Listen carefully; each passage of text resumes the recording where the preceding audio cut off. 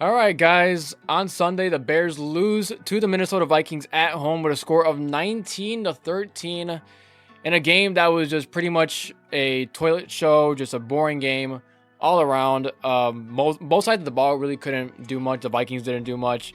Both defenses came to play, which I guess is one positive for the Bears. But, man, the worst possible situation. We lose the game, and then the big story is Justin Fields being hurt. That is a big one, and it would be fine if it was just an in-game injury that he could play through next week. But the injury is a dislocated thumb on his throwing hand, and that's very important because, and especially on your thumb too, pretty much the most important finger when you're talking about throwing the ball, gripping the ball. It's a platform right here. Maybe if it was, I don't know, a middle finger or a ring finger, maybe it wouldn't have been such a bigger issue. But I mean, you got to be able to grip that ball, throw it with velocity, and rip it down the field. And Fields can't do that. They have to pop it back into place. And in terms of MRI, Matt Eberflus said that surgery wasn't being necessarily considered right now. They'll have to see. He was kind of being vague with it, not really saying when he'll be back and everything. I'll talk about that more later. But Fields wasn't playing great, had a bad day, and the offensive line played a lot worse. What the hell is even that? I mean, Fields, I guess, did what he kind of could in terms of what he could do from pressure, because he was facing pressure on all sides. Our defensive line was just Swiss cheese today, or on Sunday, and we could not open up any lanes for the running game for the most part up until towards the end. And man, Fields was just getting hit from the very first game, and very first play of the game, he was hit. I mean, I don't remember if it was the first or second play, but I know it was like right towards the beginning. Free rusher, Fields gets absolutely destroyed on his backside, and just that kind of sets the tone for the rest of the game. Just constant pressure in his face, and what can you do as a quarterback? What can you do?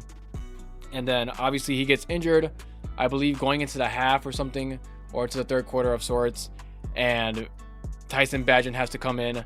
And speaking on Tyson Bagent, looks solid. I mean, you're talking about a UDFA rookie. Usually UDFAs in general, regardless of position, it's a long shot in general that they even make the 53-man roster. And not only did he impress as a quarterback, he's starting over. He took PJ Walker's job, who, funny enough, beat the best team in football this past Sunday, and then beat out Nathan Peterman, who we keep cutting and re-signing every single day for some reason. But nonetheless, guys, he's very impressive for a UDFA. Does that mean that he's the guy going forward? We do not know for sure. I don't know. This is just one game, so I can't really give much on that. But Tyson Bagent, man, looked solid, other than that second play, I believe, of his career where he fumbled the ball away that ended up being scooped and scored for a touchdown. But he drove down the field, scored a touchdown, and then in the last drive, he threw a very weird pass, a kind of noodle throw.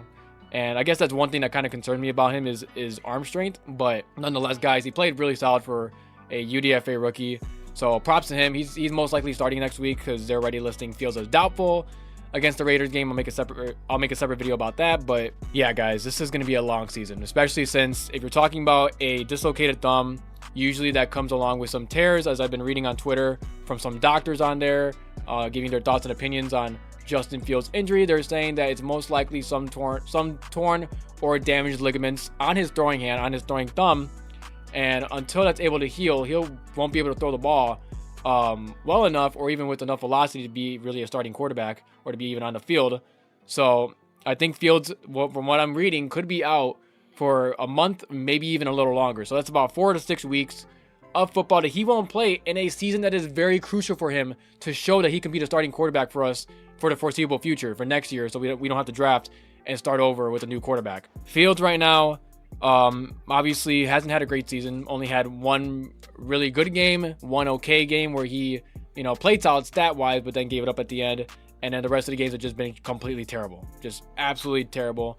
And as of right now, if the season ended today, as of right now, the Bears are going ahead and drafting another quarterback, regardless of what you guys think, regardless of what I think. If we're going based off what the Bears are going to do and what the safest option for the Bears is, I believe that if the draft was today, that the Bears would go ahead and draft Caleb Williams or draft Drake May or whatever.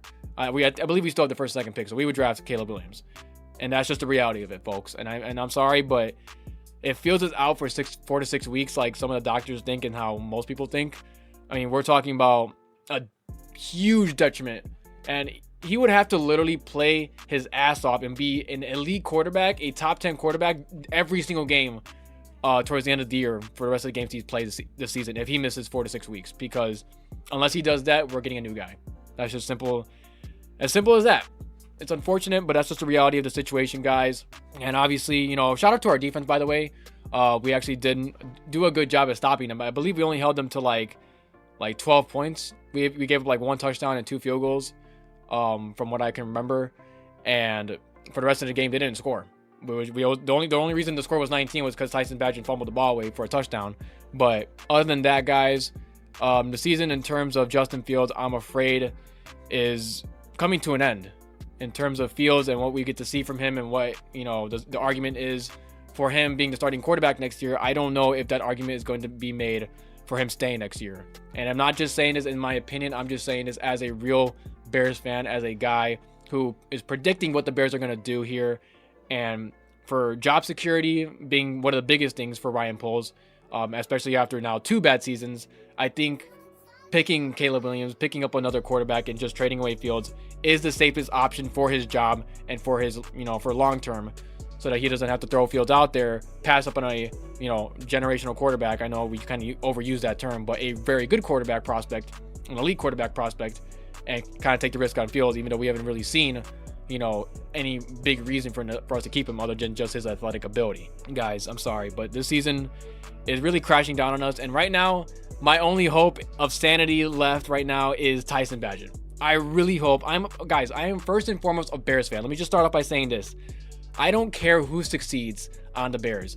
I'm going to be, if Justin Fields is the quarterback for the Bears, I am a Fields fan. I am wanting him to succeed. If Tyson Bagent is our quarterback for the foreseeable future, I want Tyson Bagent to succeed. If we're going into next year and Caleb Williams or Drake May or for some reason Shedeur Sanders or whatever, whoever is at the QB position, I want them to succeed. So this is not me saying that I'm out on Fields and I'm done with him and that now it's Tyson Bagent season, let's go, I've been waiting for this. No, I am a Bears fan. I do not care who is on the team. I want them to succeed. So if it's Tyson Bagent going next week, which I'm pretty much like 100% sure now that it is, I'm going to be a Tyson Bagent fan.